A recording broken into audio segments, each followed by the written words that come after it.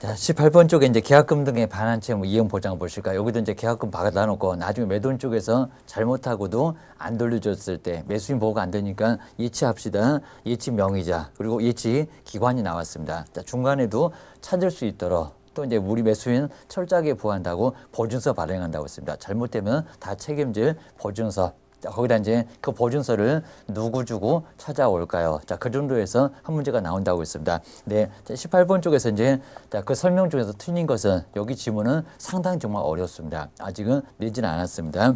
자, 먼저 1번, 2번까지는 어렵지 않는데요. 한번 3번 지문 잘 보실까요? 3번 지문은 상당히 좀 어려운 지문이 될 수가 있습니다.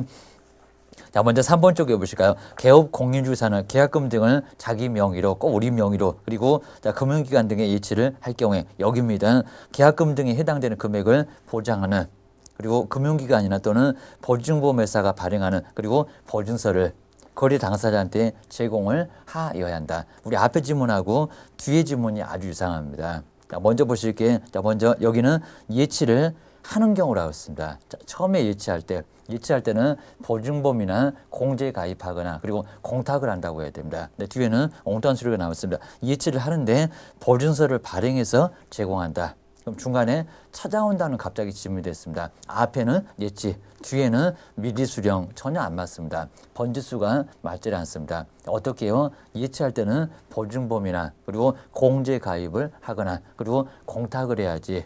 여기는 보증서 발행해서 제공하는 게 아니라는 겁니다. 여기는 앞에가 미리 수령해야 맞습니다. 전혀 안 맞습니다. 자, 3번 지문은 꼭 한번 다시 한번 고민을 꼭 해놓으셔야 나중에 시험장에서도 여기는 혼란스럽지 않으실 겁니다. 주의하셔야 됩니다.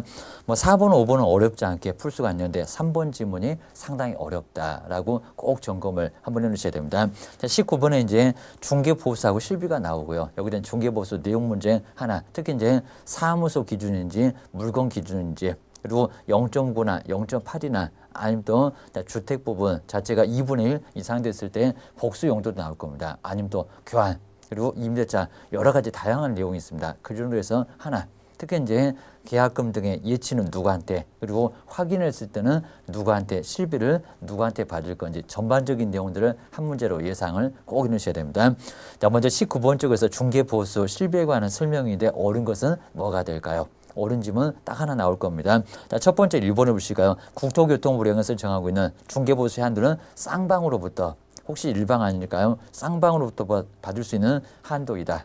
그게 아니라 일방으로부터입니다. 일방에게서 0.9를 받을 수 있지. 거기서 쌍방. 그럼 분분하겠네요? 아니라는 겁니다. 일방에게 받을 수 있는 중개보수가 0.9다. 이렇게 나와 있습니다. 1번은 엉뚱하고요. 자, 두 번째, 주택의 임대차 등은 주택 임대차인데 이상합니다. 0.9 내에서 시도의 조례를 정한다. 자, 주택은 0.82조개입니다. 임대차 0.9가 아니고 거기는 주택의 교환 그리고 교환이나 매매였을 때입니다. 자, 임대차는 0.8 한 단계가 더 낮습니다. 여기는 0.9 때문에 맞지 않았습니다. 주의하셔야 됩니다. 자, 세 번째 3번 지금 보시까 주택 외의 경우에도 매매나 교환이나 임대차 등으로 구분해서 다른 기준을 적용한다. 그건 아니라는 겁니다. 주택 외에는 임대차까지도 얼마입니까? 0.9% 똑같습니다. 자, 주택의 매매나 교환과 그리고 임대차가 약간 다르고요. 자, 주택 외에는 임대차까지도 모두 똑같습니다. 얼마로? 0.9%로 똑같습니다. 이런 지문도 아주 엉뚱한 지문입니다. 그래서 이제 3번도 맞지 않고요. 그 다음에 네 번째 중개 의뢰인이 우리 개업공사가 소개했던 상대방이 아닌 그랬습니다. 제3의 인물이라고 했습니다. 자, 계약을 체결했을 때 중개보수를 청구할 수는 없다. 여기는 인과관계가 전혀 없죠. 없다는 게 맞는 소리가 있습니다. 자, 최소한은 우리가 소개시켰던 상대방하고 계약을 했을 때 거기는 인과관계가 있으니까요. 보수를 받을 수가 있습니다. 여기는 보수를 받을 수가 없다. 판례도 그렇고요. 그리고 전혀 인과관계 없습니다. 우리가 소개한 사람은 갑인데 엉뚱하게 정하고 거리가 됐습니다. 그럼 무슨 인과관계가 어떻게 있냐고요. 보수는 전혀 받을 수가 없습니다. 4번 정답 주셔야 됩니다. 5번 쪽에 보실까요? 실비 한도 등에 관해서 필요한 사항들은 어디 국토교통부 령으로 바로 정하는 범위 안에서 당사자가 협의를 해서 이제 받는다. 우리 실비도 시도의 조례입니다. 여기는 국토교통부 령하고는 관련이 없습니다. 꼭 그럴 것도 같습니다. 아니라는 겁니다. 실비도 주택하고 똑같이 시도의 조례. 그 서울특별시의 조례가 이제 건당 한 건당 1,000원. 자, 이런 식으로 이제 여비 등을 받을 수 있다는 그런 규정들도 모두 다 뭐라고요? 서울특별시 조례입니다. 자, 기하셔야 됩니다. 여기도 국토교통부령은 아니다. 자, 그 얘기입니다. 5번도 X였습니다. 그 다음에 20번 같은 문제가 좀 많이 어려우니까요. 정연우 씨가 여기 이제 매매 그리고 이제 매매나 임대차 2개 이상을 계약 체결했을 때입니다. 동일이 3번 나와야 됩니다. 이제 만약에 3번이 아니면 거긴 각각 다르니까 그때는 매매도 받고 전세도 받고 매매도 받고 임대차 등도 받고 라고 2개를 모두 받을 수가 있습니다. 동일에 해당되는지 주의하셔야 됩니다. 지문 보면 나오게 돼 있고요. 자, 먼저 개업 공인조사 갑인데 옆에 보실까요? 우리 매도인을 A라고 했습니다. 매수인을 B라고 했습니다. 그 매매할 때는 A와 B였습니다. 꼭 먼저 써놓으셔야 됩니다. 그 옆에 보시가 주택의 매매 계약을 얼마요? 1억 원이 체결했다는 겁니다. 중개했고요. 근데 여기를 보셔야 됩니다. 근데 B와 C라고 했습니다. 만약에 동일이면은 A와 다시 B가 됩니다. 근데 여기는 아니라는 겁니다. 임대차는 B와 C이기 때문에 여기는 동일 3번 해서 동일한 당사자가 아니라는 겁니다. 결국은 어떻게 됩니까? 동일한 당사자가 아니면 매매도 받고 뭐도 받고 임대차도 받고 2개를 모두 계산하시라는 겁니다. 여기 괜히 또 매매만 계산해서 답 찾으면 맞지 않습니다. 주의하셔야 됩니다. 두 번째 줄에서 B와 C 여기 때문에 동일 3번이 아니다. 입니다. 보증금은 얼마? 500. 둘 다 계산을 하셔야 됩니다. 그리고 차임은 얼마입니까? 30만 원. 그리고 계약 기간은 전혀 의미 없다고 했습니다. 주택의 임대차 계약을 체결하셨고요. 그다음에 B에게 여기는 B에게만 그랬습니다. 여기도 생각 없이 곱하기 2 하시면 안 됩니다. 주의하셔야 됩니다. B에게 받을 수 있는 중개보수는 얼마가 될까요? 그 이제 가로 안에 보시면 매매 쪽에서는 5천만 원 이상에서 얼마 2억 미만 1억 거기 있잖아요. 요율 얼마입니까? 0.5%. 한도액은 80만 원. 근데 임대차를 계산하실 건가요? 안 하실 건가요? 계산을 해야 된다는 겁니다. 동일 3번이 아니니까입니다. 자, 뒤에 보시니까 임대차는 거리금 얼마? 5천만 원 미만. 요율 얼마입니까? 0.5%. 그리고 한도액은 얼마다? 20만 원이다. 여기서 이제 특히 아주 중요한 부분이 있으니까요. 정리를 한번 꼭 넣으셔야 됩니다. 자, 먼저 20번 쪽에서는 아까 뭐였다고요? 자, 먼저 매매는 누구였다고요? 매매에서는 A와 누구였습니까? A하고 B였다는 겁니다. 자, 그럼 이제 여기에 만약에 임대차도 똑같은 사람이었을 때 이렇게 매매와 동일한 당사자였을 때 N은 뭐만요? 매매만 받는데 이 매매만 받는데 여기는 그렇지가 않았다는 겁니다. B는 똑같았어요. 근데 누구였습니까? 두 번째 줄로 보시니까 C라고 달랐다는 겁니다. 그러니까 여기가 만약에 A였으면 뭐만 받는다고요? 이렇게 매매만 받을 건데 이게 아니었다는 겁니다. 그러면 C로 완전히 달라졌습니다. 동일한 당사자가 아니라는 겁니다. 매매 계약의 A, B가 아니라 임대차는 A, B가 아니라 B, C였다는 겁니다. 그럼 뭐라고요? 임대차까지도 받을 수가 있다는 겁니다. 둘 다 받을 수가 있다. 기억하셔야 됩니다. 그럼 첫 번째가 뭐였다고? 첫 번째 매매였죠. 매매가 이제 1억이었습니다. 자, 1억은 얼마입니까? 0.5%. 요율 주고 있으니까 0.5%. 그럼 이제 10만 원대 나왔을 거고요. 5만 곱하면 될 겁니다. 계산하면 50만 원. 그렇게 어렵지 않습니다. 50만 원 나올 거고요. 여기다 이제 뭐도 계산하셔야 됩니까? 자, 두 번째 임대차까지도. 자, 우리 시험 문제에서 이제 임대차를 계산 안 하시면 여기는 틀렸을 거라는 겁니다. 임대차도 계산을 하셔야 됩니다. 얼마라고 했습니까? 자, 보증금 딱 2개면 된다고 했습니다. 보증금 얼마? 500만 원. 월세는 얼마였습니까? 자, 월세는 30만 원이었습니다. 자, 시험장에서는 어차피 여기는 30만 원이니까요. 여기는 곱하기 100을 할 필요가 없다. 그렇죠? 할 필요가 없죠. 왜냐하면 곱하기 100을 했을 때 3,500밖에 안 됩니다. 그럼 5천만 원 미만이니까 뭐를요? 곱하기 100을 해서는 안 된다는 걸로 못 사는 사람한테 이렇게 많이 받으려고 합니다. 그럼 얼마라고요? 곱하기 70을 하라고 했습니다. 개수를 낮추라고 했습니다. 그럼 얼마가 됩니까? 3, 7에 20에 얼마라고요? 2,100만 원이 나왔습니다. 2,100만 원. 자, 문제가 안 되는 환산 금액이 얼마라고요? 2,100만 원. 그러면 이제 2개를 보태보시라는 겁니다. 그럼 얼마입니까? 2,600입니다. 자, 2,600만 원은 이제 거리금액 2,600만 원이니까요. 결국 이제 2,600만 원 나왔고요. 여기다가 요율 얼마라고 했습니까? 0.5%입니다. 아까 계산해 봤습니다. 어떻게요? 퍼센트하고 동그라미 2개 바꾸고 그리고 0점 하나 더 떼버리고 5만 나왔습니다. 여기다가 5만 계산하시라는 겁니다. 얼마입니까? 5, 6, 30이니까 3 올라가셨고 얼마요? 13만 원 이렇게 나왔습니다. 이렇게 이제 동그라미 3개가 쭉 내려올 거니까요. 13만 원. 주의하실 게 이제 50만 원과 그리고 13만 원 뭐합니까? 둘을 보태야지. 괜히 또 매매만 그러면 안 된다는 겁니다. 매매만 A하고 B였으면 매매만 받겠지만 여기는 B하고 C였으니까 임대차까지도 받을 수가 있다는 겁니다. 그럼 얼마가 됩니까? 50이 답이 아니라는 겁니다. 얼마? 63만 원. 자, 정답은 63만 원. 자, 이런 식으로 크게 좀 생각이 좀 달라졌을 겁니다. 시험장에서는 틀리고 나올 확률이 아주 많으니까요. 정리를 꼭 한번 해주셔야 됩니다. 자, 이 정도로 해서 이제 매매 금액 외에 임대차까지도 다 계산해서 두 개를 보탰을 때, 그리고 여기다가 또 곱하기 2 하시면 안 됩니다. 누구요? B에게만. 문제가 B에게만이었으니까 여기다가 또 곱하기 해서 결국에 126만 원 그러면 또 맞지 않습니다. 계산 다 해놓고 문제를 제대로 안 봐서 또 틀릴 수가 있다는 겁니다. 기억하셔야 됩니다. 자, 그렇게 해서 20번 문제가 상당히 좀 어려우실 거니까 한번 두고두고 정리를 잘 꼭 해놓으시면 시험장에서도 만날 수가 있고 기억하셔야 됩니다.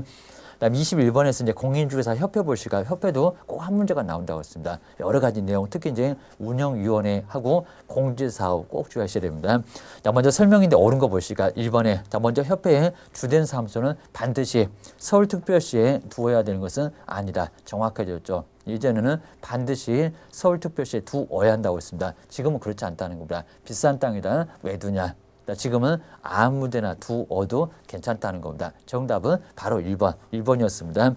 자, 2번에 보실까요? 자, 창립총회 동의에서는 여기 잘 보셔야 됩니다. 서울특별시나 광역시, 광역시가 6군데입니다. 그럼 총 다해서 7군데, 그럼 700인데요. 600을 넘어가는 대구입니다. 벌써 안 맞죠?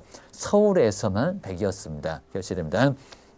옆에 광역시는 빠져야 되고요. 그리고 도에서는 20, 벌써 광역시 도 해서 20이 나와야 됩니다. 2번은 틀렸다. 3번 쪽입니다. 책임 준비금의 적립금액은 100분의 50 이상으로 한다. 아닙니다. 100분의 얼마였습니까? 10.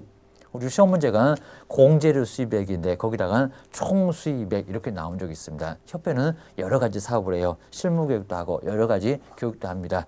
거기서 받은 총 수입액이 아니라는 겁니다. 공제료만 받은 거의 수입액이 얼마? 100분의 10 이상을 적립을 하라고 했습니다. 여기도 100분의 50 때문에 X다. 아까 보조하는 포상금에서 보조하는 금액이 50이었습니다. 기억하셔야 됩니다. 여기도 안 맞고요. 그 다음 이제 네 번째 운영위원회 위원은 협회의 임원 등 15명 이내로 구성된다. 그거 아니죠. 저희입니다. 얼마입니까? 19명 기억하셔야 됩니다. 그 다음에 5번에 보실까요?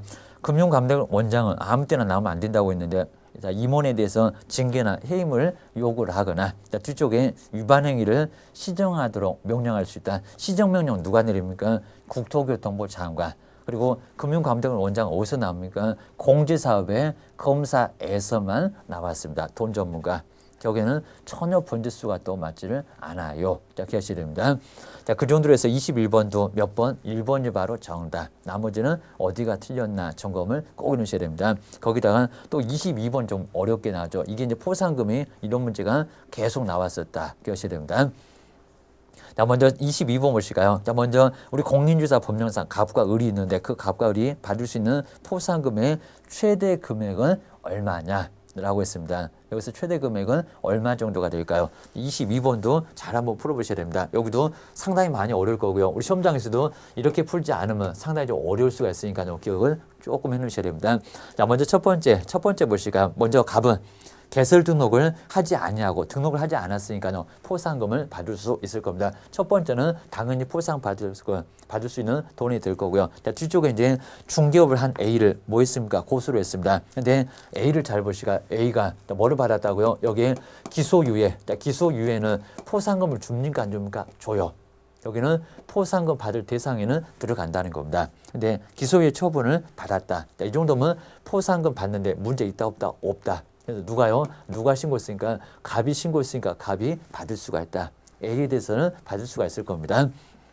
근데 두 번째 보실까요? 자, 두 번째는 거짓 또는 부정한 방법으로 중개사무소에 개설 등록했죠. 그러면 여기도 두 번째도 이제 해당됩니다. 여기도 이제 B도 해당은 됐다는 겁니다. 근데 뒤를 잘 봐야 됩니다. 근데 자, 먼저 갑이 먼저 신고하고 자, 뒤 이어서 을이 신고했습니다. 자, 그럼 이제 누가 1번 타자라고요? 갑이. 그러니까 이 사람이 먼저 첫 번째로 신고했었고요. 그 다음에 두 번째 여기서 을. 근데 을은 포상금 받을 수 있습니까 없습니까? 가장 먼저 신고하신 분, 최초로 신고하신 분, 1번 타자 빠르신 분이 먼저 받으니까 이분은 받는다 못 받는다 못 받는다. 누구만 받는다? 간만 받는다 라고 기억하셔야 됩니다. 그러면 또 받을 수 있는지 보시까 뒤에 보니까 검사가 공소제기를 하게 됐다는 겁니다. 공소제기도 받아요 못 받아요? 받아요.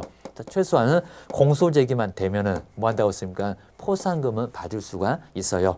그럼 결국에 이제 B에게도 누가 받겠습니까? 갑만 받을 겁니다. 그럼 여기도 이제 갑이 50만 원 챙겼고 또 얼마도 챙겼습니까? 자, 두 번째 B에게서도 누구만? 갑만 해서 얼마요? 50만 원 이렇게 챙겼다는 겁니다. 벌써 이제 갑은 100만 원 챙겼습니다. 그 소리가 나옵니다. 그다음 이제 그 아래 보실까요? 세 번째로 왔습니다. 갑과 을은 포상금 배분에 관해서 이제 둘이 이제 자주 만나다 보니까 팀을 짰나 봅니다. 그래서 포상금 배분에 관해서 합의가 없었고요. 그리고 공동으로 그러니까 우리 세 번째는 바로 갑과 누가요? 을이 공동으로겠습니다. 공동으로 신고를 했다는 겁니다. 그럼 여기도 이제 포상금 받을 수 있는 행위인지 그리고 포상금 받을 수 있는 조건인지를 잘 점검을 좀 해놓으셔야 됩니다. 자 뒤에 보실까요? 자 그다음 이제 공동으로 신고를 했었고요. 근데 자격증을 양도돼요. 당연하죠. 여기는 포상금 받을 수 있는 대여니까 해당되네요. 그리고 여기는 C라고 했으니까 C에 대해서는 포상금 받을 수 있는 대상에는 이미 들어왔다는 겁니다. 받을 수가 있습니다.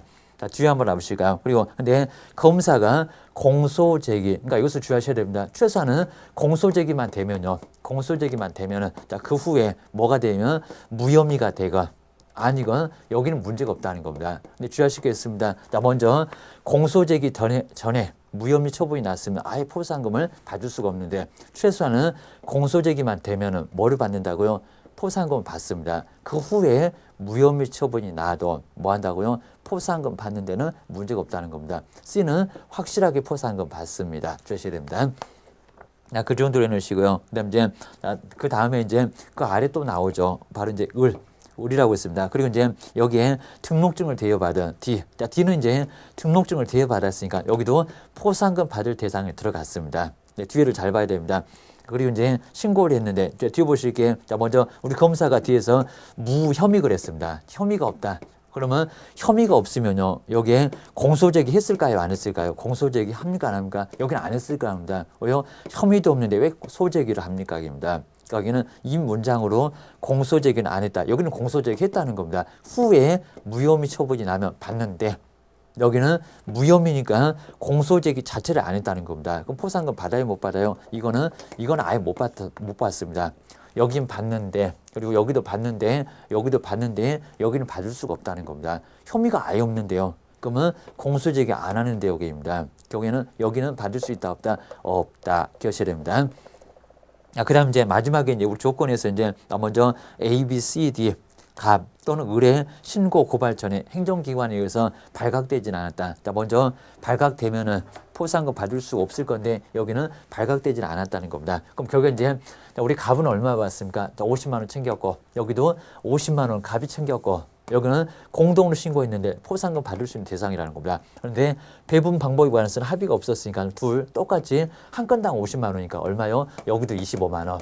여기도 얼마입니까? 25만 원. 그럼 이제 값만 보실까요? 값은 100만 원에다가 125만 원. 에다가 여기는 아예 못 받는다고 했습니다. 계산도 하지 마셔야 됩니다. 얼마라고요? 을은 그냥 25만 원 받습니다. 그래서 총 다 해서 값은 125만 원. 누구는요? 을은 그냥 25만 원. 여기는 포상금 자체가 아예 안 나오기 때문에 계산 자체를 하지 마시라는 겁니다. 을한테는 50만 원 없어요. 자, 그 소리입니다. 결국에는 125만 원하고 25만 원. 이게 바로 정답. 상당히 어렵습니다. 기억하셔야 됩니다. 자, 그런 문제가 계속 나올 수가 있으니까요. 점검을 잘 해놓으시고요. 그 다음에 23번 쪽에서 행정처분의 승계, 그리고 행정처분 하겠다, 못한다, 시효. 자, 이런 부분도 한 문제가 꼭 나온다고 했습니다. 첫 번째는 처분 얻어맞고 몇 년 동안? 1년 동안 업무정지하고 과태료. 최근에서 나왔으니까 그렇다고 했습니다. 그리고 이제 처분을 하겠다, 등록 취소 업무정지 대신에 3년 넘어가면 못하고 업무정지는 1년 넘어가면 못하고 그 다음 이제 시효. 업무정지만 발생 일로부터 3년 넘어갔을 때 못한다. 그럼 3년 전에는 하겠다. 그 소리입니다. 자, 먼저 여기도 이제 옳은 건데 1번 보실까요? 자, 먼저 폐업 전에 행정처분이 업무정지면 처분일로부터, 근데 처분일은 맞았습니다. 근데 3년 아닙니다. 얼마입니까? 1년간. 1년 동안만 따라가면 된다는 겁니다. 정량줄에도 최근 642개도 최근 1년 이내 그랬지 3년이라고는 하지를 않았어요. 그리고 업무정지가 무슨 3년까지 갑니까? 입니다. 여기는 1년. 라고 해서 여기는 3년 때문에 X다. 맞지 않습니다. 자, 두 번째, 폐업 기간이 얼마를 6개월을 초과했을 때는 업무정지 처분을 할 수가 없다. 그게 아니라 1년 동안. 여기는 1년 동안만 승계시키니까요. 1년 동안 경과되면은 할 수 없지. 6개월은 아니라는 겁니다. 2번도 6개월 때문에 X다. 자, 그입니다. 자, 세 번째, 폐업 신고 후 재등록했던 개업공사에 대해서 등록 취소된 경우는 등록 취소 후 그랬습니다. 등록 취소 후 3년이 결격 사유다. 꼭 맞을 것 같습니다. 근데 주의하실 게 폐업을 하고 나서 다시 등록 신청했으니까요. 무슨 기간이 있겠습니까? 폐업 기간이 있습니다. 그럼 그 3년에서 폐업 기간을 빼줘야 된다는 겁니다. 폐업 기간이 만약에 1년, 그러면 등록 취소 후로부터 3년 갈 게 아니라 1년을 빼줘야 된다는 겁니다. 그럼 얼마요? 2년만 남겠죠. 만약에 폐업 기간이 2년 됐다는 겁니다. 그러면 3년에서 다시 2년을 빼주니까 얼마만 가면 됩니까? 1년만 가면 된다는 겁니다. 자, 그런 식으로 꼭 빼줘야지. 그냥 등록 취소로부터 3년 그러면 맞지 않습니다. 기억하셔야 됩니다. 자, 이 문장도 정말 시험 문제 감으로 많이 나올 수 있는 질문이니까 꼭 기억하셔야 됩니다. 자, 먼저 이제 4번에 보시니까 거래계약서를 작성해서 거래계약서 작성이면 제재가 뭐가 될까요? 업무정지입니까? 아니면 등록 취소입니까? 하게입니다. 작성하지 않은 거짓 아니네요. 그러면 업무정지네요. 여기입니다. 개업공인사의 폐업기간이 1년 경과됐으면 행정처분을 할 수 없다. 딱 정확하죠. 왜냐하면 앞쪽이 업무정지니까 그 업무정지가 폐업기간이 1년 지났다는 겁니다. 그럼 당연히 할 수 없죠. 자, 이런 식으로 심하게 막 응용합니다. 바로 몇 번? 4번이 정확하게 맞았네요. 이제 등록 취소 얘기 나오면 3년 갔다. 그랬을 때는 정말 할 수 없다. 이중 소속이나 이중 등록이나 그 문장도 앞에 나올 수가 있을 겁니다. 주의하셔야 됩니다. 지금 이제 그렇게 내고 있고요. 근데 5번에 보실까요? 등록 취소는 업무정지밖에 없을 건데 등록 취소는 발생일로부터 3년이 경과하면 모두 처분할 수 없다. 아니고요.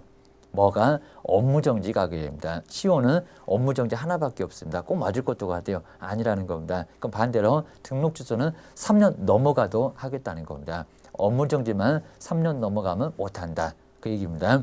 자, 그 정도는 해주시고, 이제 그 다음에 24번 쪽에서는 등록 취소, 아까 한번 써봤었죠. 자, 등록 취소인데 등록 취소 하여야 하는 경우는 앞에서 박스는 모두 몇 개입니까? 그래서 이제 아까 보셨던 정량, 결사소 등 최근 거짓 하면서 이제 앞 글자를 따봤습니다. 여기도 그런 식으로 풀어보셔야 됩니다.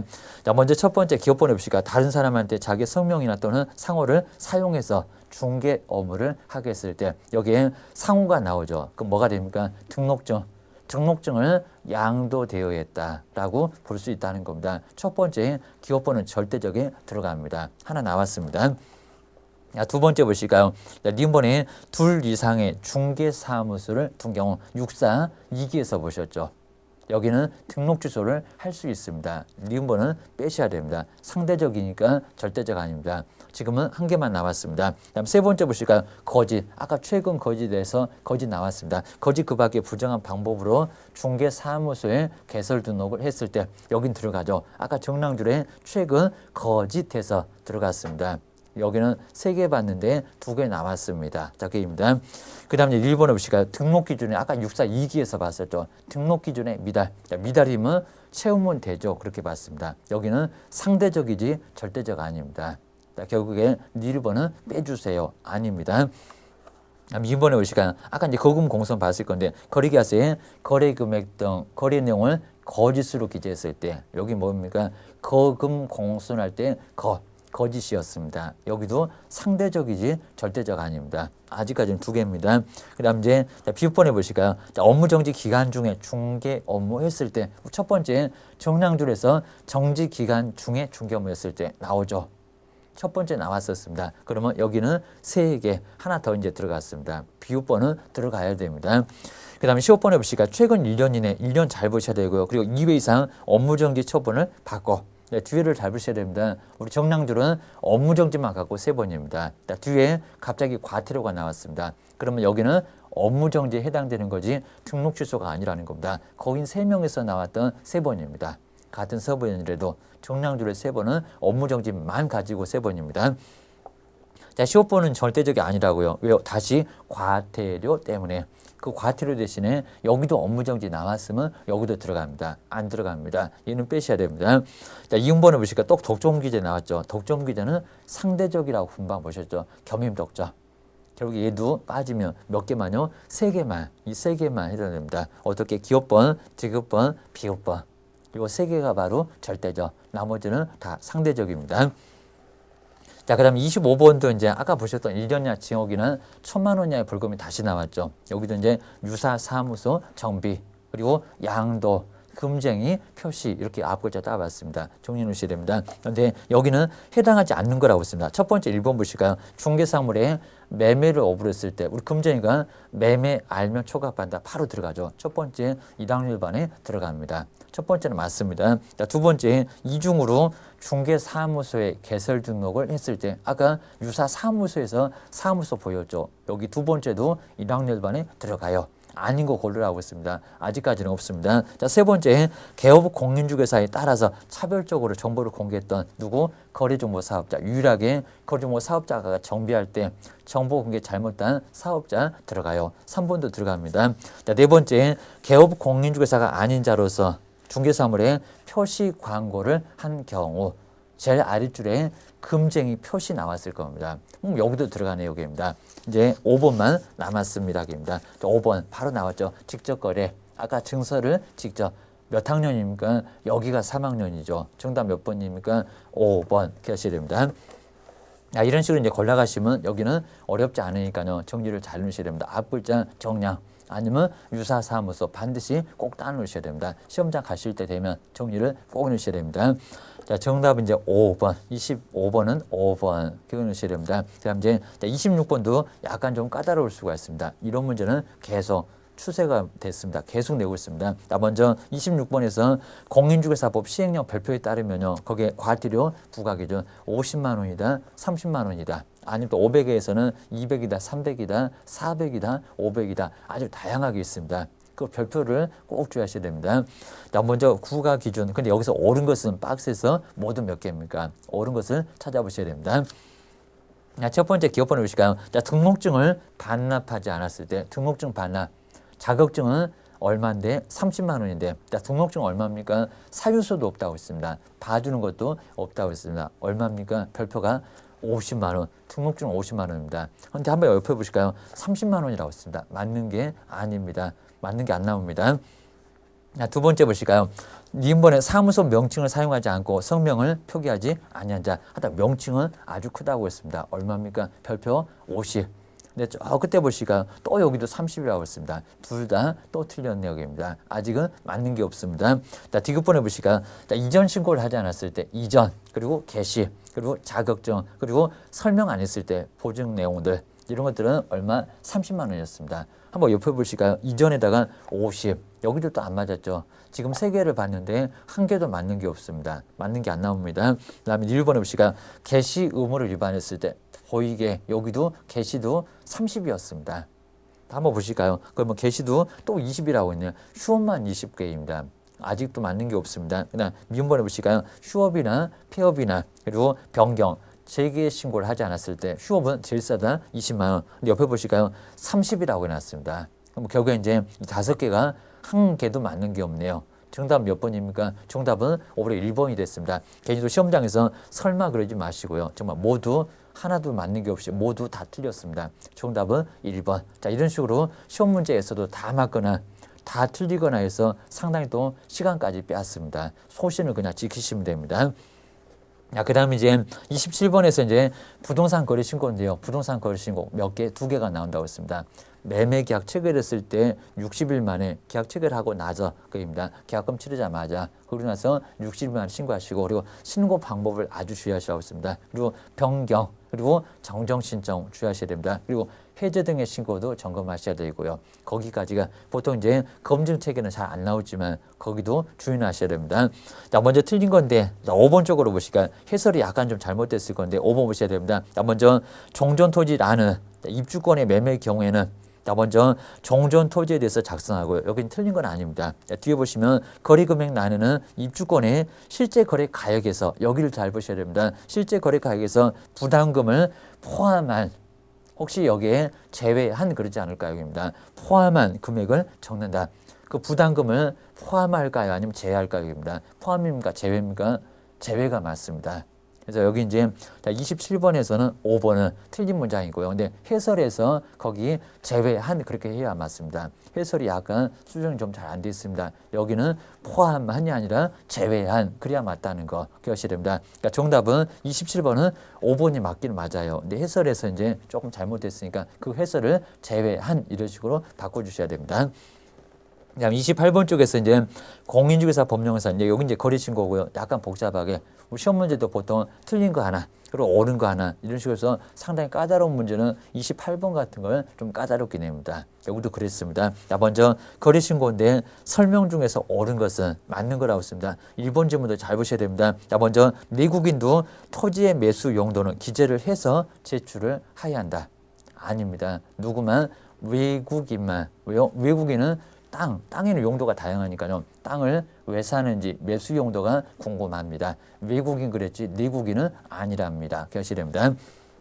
자, 1번은 엉뚱한 소리가 됐고요. 자, 두 번째 요 문장도 주의하실까요? 자, 먼저 신고를 해야 되는 우리 부동산별 거래 금액. 근데 실제 거래 금액 안에는 부가가치세를 포함을 할까요? 아니면 제외할까요?입니다. 여기는 제외. 제외가 맞지 여기는 포함이 아니다. 자, 주의하셔야 됩니다. 자, 세 번째가 변경 신고를 하고자 할 경우에 그 신고서에다가 어디요? 거래계약서 사본을 첨부를 하여야 한다. 자, 그게 아니라 사본 첨부하는 것은 거래 금액 바꿀 때만 그래요. 여기입니다. 여기는 전체가 아니라는 겁니다. 주의하셔야 됩니다. 자, 4번에 보시면 해제 등의 신고서에는 개업공사 외에 거래 당사자도 아까는 이상한 소리였었고요. 서명 또는 날인을 하여야 한다. 맞죠? 이런 식으로 서명 날인 반드시 하도록 하고 있습니다. 없어질 때는 다시 물어볼 거야. 그 소리입니다. 자, 5번에 보실까요? 5번 어려우실 거고요. 아직 안 냈습니다. 거래대금 지급증명 자료를 제출하지 않거나 그리고 부동산 거래 신고를 거짓으로 했을 때 과태료 부과 기준 금액의 2분의 1. 근데 여기는 금액이 큰 3배나 그리고 몇 배, 그리고 3천짜리 이 두 개만큼은 2분의 1이 아닙니다. 얼마? 5분의 1. 워낙 금액이 크니까요. 거기서만큼은 2분의 1이 아니라 5분의 1 안에서 가중 감경을 할 수가 있다는 겁니다. 여기는 2분의 1 아니다. 신경 안 써놓으면 아주 어려울 겁니다. 주의하셔야 됩니다. 그래서 5번도 2분의 1 때문에 X. 거기는 그냥 100만 원하고 500만 원짜리 2분의 1 맞는데 얼마? 취득세 3배짜리. 그리고 과태료 3천만 원짜리. 자, 이런 것들은 5분의 1로 많이 내려놨습니다. 기억하셔야 됩니다. 자, 그 다음 이제 29번에서 옳음 5, 그리고 틀리면 X를 바르게 표기한 것은 뭐냐? 자, 먼저 첫 번째, 우리 연수교육은 1개월 이내에 받지 않으면 그렇습니다. 1개월 이내에 받지 않으면 별표가 30이 아니죠. 얼마입니까? 20. 1개월 이내는 20이고요. 그리고 1개월 넘어서 3개월 초과가 30입니다. 그리고 3개월 넘고 6개월 이내면 50. 6개월을 넘어가게 되면 거기가 100입니다. 20, 30, 50배 꼭 주의하셔야 됩니다. 자, 1번 벌써 X고요. 자, 두 번째, 우리 등록관청은 철거 명령 받은 자가 그 철거를 이행하지 않는 경우는 공인중개사법에 의해서 대집행이 공인중개사법에 있습니까? 아니죠. 어디요? 행정대집행법에 있습니다. 두 번째도 X 맞지 않습니다. 그럼 기업번도 X, 니은번도 X. 자, 세 번째 자격증을 분실했을 때 사유서가 있고요. 맞죠? 그리고 과태료 별표가 얼마입니까? 30. 봐주니까 30이라고 했습니다. 근데 등록증에는 사유서가 없고요. 어제까지 걸어놓고 영업해놓고 잃어버렸다 말이 되겠습니까? 입니다. 과태료는 50만 원이다. 아주 정확하게 설명이 되어 있습니다. 자, 자격증은 30. 등록증은 50. 기하셔야 됩니다. 자, 그리고 이제 1번에 보시니까 자격 취소에 여기도 문장 잘 보셔야 됩니다. 해당되는 사유가 있으면 등록관청은 시도지사에게 통보를 하여야 한다. 근데 자격 취소가 아니라 자격 정지입니다. 여기 정말 어려울 수가 있으니까요. 기하셔야 됩니다. 그러니까 자격 정지에 해당됐을 때 등록관청에서 시도지사한테 통보하지. 자격 취소는 아니라는 겁니다. 자격 취소는 다 알아요. 여기입니다. 시도지사가. 여기는 자격 정지에 해당됐을 때만 통보해요. 그러니까 결론적으로 니르번은 X가 됩니다. 디귿번만 맞았습니다. 어려울 수가 있습니다. 정답은 4번 기하셔야 됩니다. 그 다음 이제 30번에서 이제 확인 설명서 기재사항이라고 했었죠. 근데 옳은 것은 뭐냐? 자, 이런 것들은 꼼꼼하게 보시면 금방 알 겁니다. 자, 먼저 실제 권리관계가 기본입니까? 아니죠. 실내 벽면 환경 물어보고 쓸 거니까 세부죠. 1번 벌써 X고요. 자, 두 번째 내외부 안에 있는데요. 여기 또 기본 그랬습니다. 거기 세부요. 여기도 안 맞습니다. 그 다음에 비선호시설, 비거치 뭡니까? 기본, 거기 맞죠, 게입니다. 기본적으로 여기서는 아예 물어보지 않고 쓰니까 맞아요. 3번이 맞았습니다. 그 다음에 취득 관련된 조세, 옆에 보니까 세부라고 있습니다. 세금을 물어볼 겁니까? 기본적으로 써야죠. 비거취. 가장 마지막에 기본에서 나왔었죠. 자, 게임입니다. 그 다음에 5번에서 중개보수나 실배 금액이나 산출해요. 여기는 기본 아니고요. 세부도 아닙니다. 뭐라고요? 그냥 중개보수는 따로 완전히 따로 있습니다. 그러니까 중개보수에 관한 사항으로 따로 있습니다. 얘는 정말 기본도 아니고 세부도 아니고 물어볼 것도 아니니까. 결국에는 몇 번만? 3번만 맞았다. 기억하셔야 됩니다. 그 다음 이제 31번도 확인 설명서 이렇게 작성 방법이 나왔고요. 앞에도 계속 나왔습니다. 이런 문제가 아주 중요한 문제가 될 겁니다. 자, 먼저 첫 번째 1번을 볼까요? 임대차의 보증금이나 차임이나 그리고 장기수선 충당금 등은 대상 목을 표시 라인에다 기재한다? 아니고요. 여기는 실제 권리 관계 라인에다가 기재를 하죠. 게입니다. 여기 등기에 왜 나옵니까? 자, 그입니다. 자, 두 번째, 도시군 계획시설. 이 문장 주의하실까요? 그리고 지구단위 계획구역. 그 밖에 도시관리 계획은 토지 이용계 확인서로 확인해서 기재한다. 꼭 맞을 것 같습니다. 공법이니까. 근데 이게 공법이 안 나온대요. 그럼 어떻게 해요? 직접 조사를 해야 됩니다. 니은본 문장 아주 중요하니까요. 서식에도 보십시오. 개업 공인중개사가 직접 조사해서 기재한다. 이렇게 나와 있습니다. 여기는 토지 용계 확인서가 아니고요. 이 나머지 것들이 이제 토지 용계 확인서입니다. 그리고 건폐율 용적률 시군의 조례 말고 게임입니다. 세 번째가 이제 도로, 대중교통, 주차장 등은 환경 조건란에 기재한다. 그게 아니라 입지 조건이죠. 밖에 나와 있는 입지 조건이지 안에서 느끼는 환경 조건 아니죠. 환경 조건은 일조 소음 진동인데요. 주의하셔야 됩니다.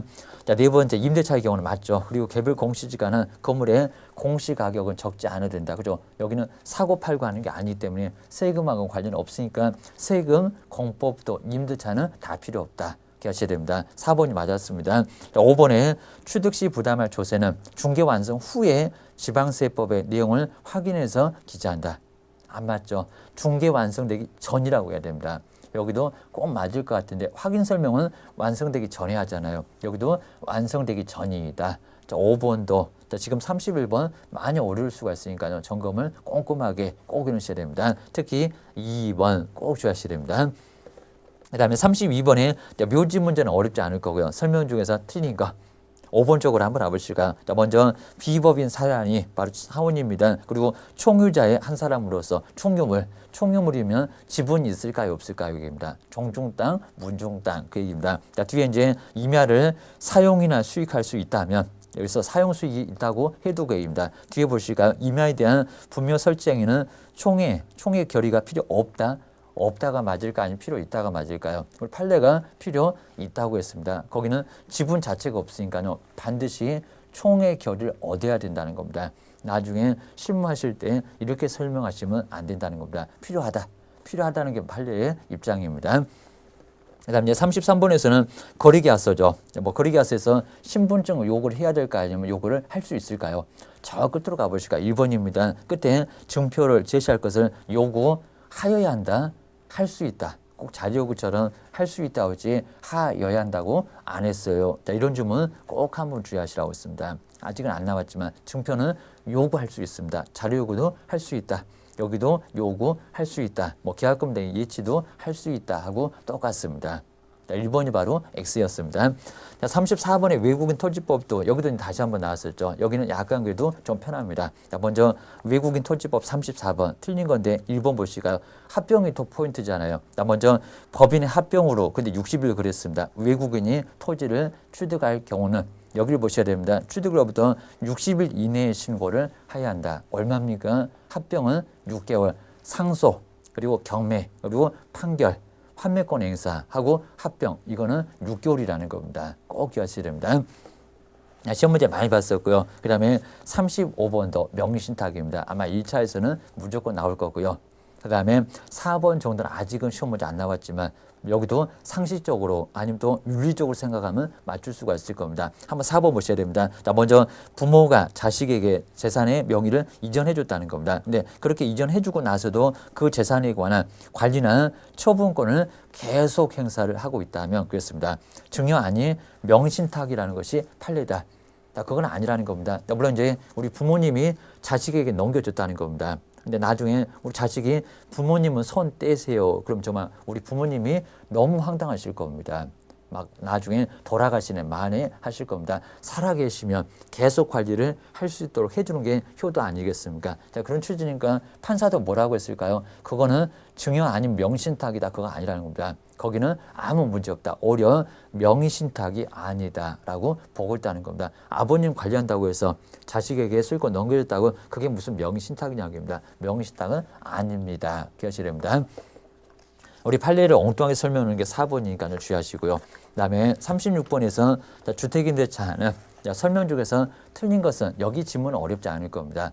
36번에 주택임대차입니다. 한번 3번 쪽에 보시까 약간 많이 엉뚱했죠. 자, 먼저 대항력이 있는 임차권의 경우에 경매로 인해서 소멸되지 않는데 주의를 잡으셔야 됩니다. 근데 대항력뿐만 아니라 우선 변제권도 당연히 여기에 포함된다는 것이 판례다라고 했습니다. 자, 그렇지는 않더라는 겁니다. 여기에 당연히 포함되는 건 아니고 대항력이 있었을 때에는 그렇지 무조건 포함되는 것은 아니다. 그건 아니라는 겁니다. 주의하셔야 됩니다.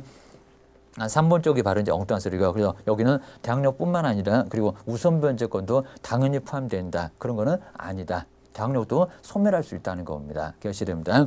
자, 대항력 자체는 이제 소멸하지 않았고요. 우선 변제권은 포함되는 부분은 아니다라고 기억하셔야 됩니다.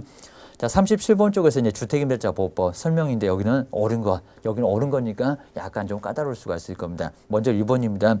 입주와 전입신고하고 확정일자 날짜하고 근저당 등기일. 자, 먼저 전입신고는 항상 다음 날이었습니다.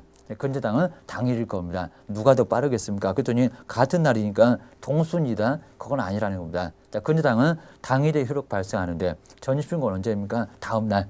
누가 늦습니까? 전입신고가 늦어요. 근저당 1순위, 확정일자는 2순위가 된다는 겁니다. 배당은 2순위로 밀려요. 무슨 같은 날이냐고 그입니다.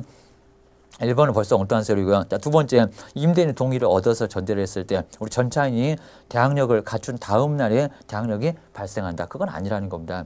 전차인 쪽에는 종전에 임대차의 유지는 계속 된다는 겁니다. 그 대항력은 계속 유지가 돼요. 새로운 사람이 들어와서 새로운 대항력이 발생하는 거 아니라는 겁니다. 그러면 우선순위를 보호받지 못하잖아요. 여기입니다. 여기는 종전에 임대차의 대항력은 계속 유지가 됩니다. 라는 게 판례입니다. 자, 세 번째 보실까요? 자, 임차주택의 욕을 잘 보실까요? 우리 양수인은 임대인의 지위를 승계하는 것으로 그게 맞죠. 근데 그런 경우에도 양도인의 보증금 반환 채무는 소멸되지 않는다.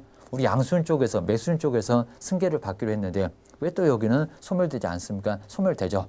그래야 이제 양수인 쪽에서 보증금을 내주지 왜 또 여기는 양도인 쪽에서 그럼 양도인 쪽에서 내줘야 됩니까? 승계된다고 했는데 양수인이 그래서 앞뒤가 전혀 맞지 않습니다. 양수인 쪽에서 승계가 되면은 누구는요? 양도인은 바로 소멸된다는 것이 지급 의무는 없다는 것이 판례라는 겁니다. 기억하셔야 됩니다. 네 번째 보실까요? 확정일자부 임차인 우선 변제권은 임차주택의 소유권이 매매나 증여 등으로 양도되는 경우에는 여기는 적용되지 않는다. 딱 그렇죠.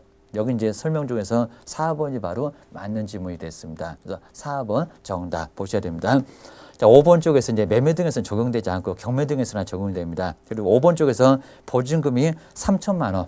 그리고 차임으로 전환했을 때 만약에 거기서 이제 지금 현재가 1.5%입니다. 자, 그랬을 때는 25만 원으로 전환할 수 있다. 그게 아니라 연 10%가 25만 원입니다. 그래서 이제 3천에다가 먼저 1.5를 곱하고요. 다시 4를 곱하셔야 됩니다. 나누기 다시 12를 하셔야 됩니다. 그럼 결국에는 15만 원 나옵니다.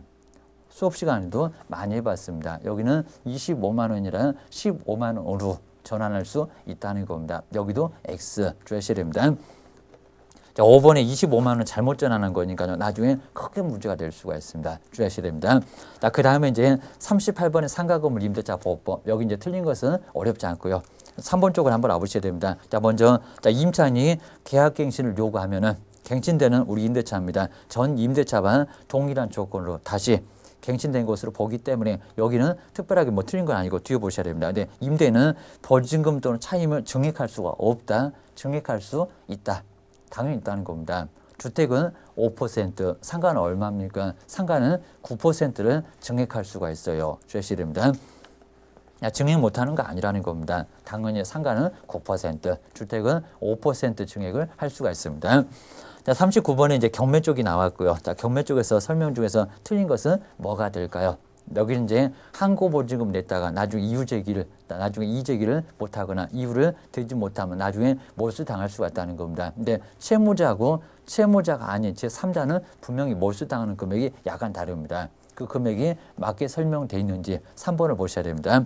자, 먼저 3번 쪽에 채무자라고 있습니다. 채무자 소유권자입니다. 항고를 했다가 기각되면은 그 항고 기각 결정이 끝난 날 또 아니면 확정된 날까지 매각대금의 연 20%는 소유권자 아닙니다. 채무권자 아니라는 겁니다. 소유자 외 또는 채무자 외였습니다. 제3의 다른 이해관계인입니다. 우리 채무자는 전액을 몰수합니다. 여기에 연 20%가 잘못된 숫자입니다. 주의하셔야 됩니다. 신문에서 그렇게 설명 안 되고 계십니다.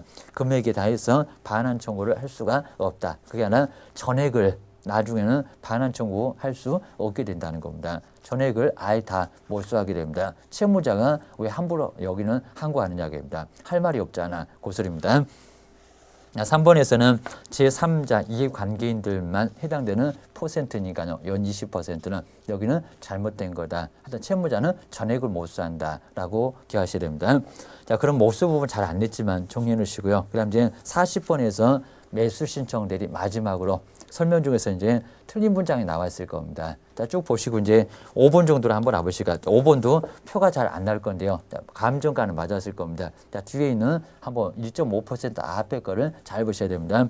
자, 먼저 5번에서 매수인이 된 경우에 감정가의 1% 이하 또는 매수 가격의 1.5% 이하의 범위 안에서 합의로 결정한다. 자, 여기서 이제 매수 가격은 써낸 금액입니다. 자, 그게 아니라 최저 매각 가격이었습니다. 앞에를 살짝 속여놨습니다. 감정가 1%는 맞는데 뭐라고요? 최저 매각 가격이 1.5%입니다. 여기는 매수 가격. 만약에 매수 가격이 1.5면 내가 써낸 금액이면 나중에 엄청나게 써냅니다. 여기는 말이 안 됩니다. 뭐라고요? 최저 매각 가격의 1.5%라고 주의를 꼭 넣으셔야 됩니다. 네, 그렇게 해서 이제 40번도 약간 표가 안 나게 슬쩍 바꿔놨으니까요. 정리를 좀 잘 해놓으시고요. 꼼꼼하게 안 보시면 상당히 좀 많이 어려우니까요. 쉽게 정답 자체가 잘 안 보일 수가 있을 겁니다. 좀 까다로운 문제가 많이 좀 3회까지는 좀 나온 것 한번 거기는 감안해 주시면 될 것 같습니다. 자, 이 정도로 해서 이제 정리를 좀 잘 해놓으시고요. 자, 그리고 문제까지도 꼼꼼하게 한번 여러 번 풀어보시고 잘 안 되는 거 그리고 잘 틀리는 것들은 따로 오답 노트 만들어 놓고요. 정리를 잘 해놓으시고 여러 번 봐주시면 좋을 것 같습니다. 고생 많으셨고요. 꼭 합격해서 이제 나중에 좋은 성적으로 나중에 실무 쪽에서도 같이 돈으로 연결됐으면 좋겠습니다. 고생 많으셨습니다.